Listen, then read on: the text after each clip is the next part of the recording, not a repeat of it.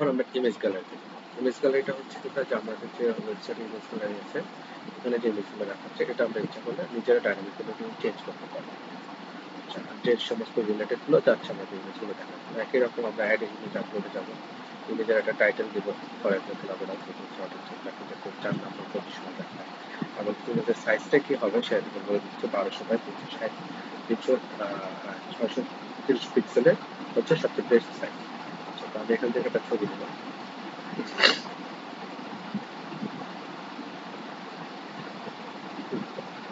এই ছবিটা আমি কি করবো, এখন আমার যে এটা আমি পাঠাবো।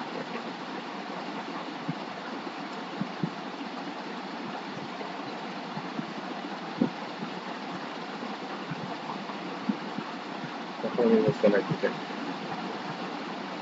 এই যে আমার ইমেজটা চলে আসছে। যেহেতু আমি সাইজটা একভাবে পার্থক্যভাবে দিলে সেজন্য একটা ইমেজটাকে এরকম ভাবে দেখাচ্ছে।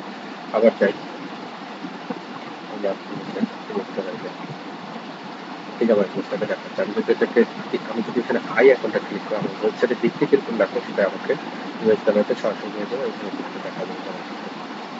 আমি যদি ইলেকট্রিক করে যাই তাহলে দেখা যাবে না। আমি যদি এডিটে চলে যাই, এডিটে গেলে আমি এখানে সব কিছু আছে, আমি ইমেজটাকে চেঞ্জ করতে চাচ্ছি, ইমেজটাকে রাখবো না, এই ইমেজটা।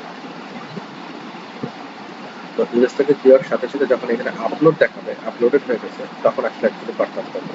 তাহলে মনে হচ্ছে আমার অলরেডি ছবিটা সার্ভারে আপলোড হয়ে গেছে, এখন আমি পারফর্ম করে দিলে খুব সহজে ইমেজে গিয়ে অ্যাড করতে হবে। রিফ্রেশ করি, ঠিক আছে, ইমেজটাকে দেখা যাচ্ছে।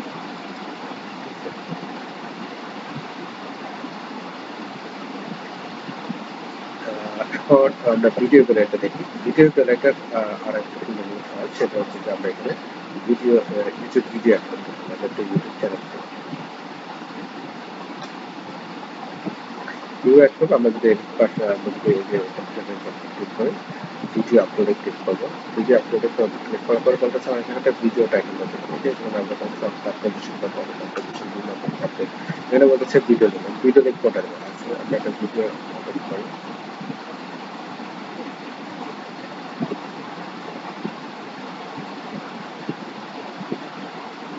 এখন এই ভিডিওটাকে আমরা আপলোড করে দিই, আমরা লিঙ্কটা যদি এটা দেবো, আমরা লিঙ্কটা টেকনিক্যাল লিঙ্ক, এখানে শেয়ার আইকন আছে, শেয়ার আইকনে ক্লিক করবো, শেয়ার আইকনে ক্লিক করার পর এখানে আমার কাছে লিঙ্কটা আছে, আমি জাস্ট এই লিঙ্কটাকে ক্লিক করে নিয়ে নিব, তারপর আমার কাজ শেষ, আমি কাজ করতে এখানে আমার কাজ নেই, আমি এখানে জাস্ট একবারে ক্লিক করে পেস্ট করে দেবো, দুটো লিঙ্কটা কনভার্ট করে দেবো। এখন যদি আমরা ভিডিও জানাতে চাই, ঠিক আমার ভিডিওটা দেখা দিচ্ছে, ঠিক আছে, এখানে যদি একই রকম এডিট করতে পারবো, যে ক্লিক করে রাখতে আই আইকনটাতে যদি ক্লিক করে আই আইকনে ক্লিক করলে ভিডিও গ্যালারিতে সরাসরি নিয়ে যাবে, আমি ভিডিও লাগবে, আমি যদি ভিডিওতে ক্লিক করি আমার ইউটিউব থেকে সরাসরি ভিডিওটা একটা আমার ইউটিউব থেকে ব্যাকগ্রাউন্ডের থেকে রান হবে।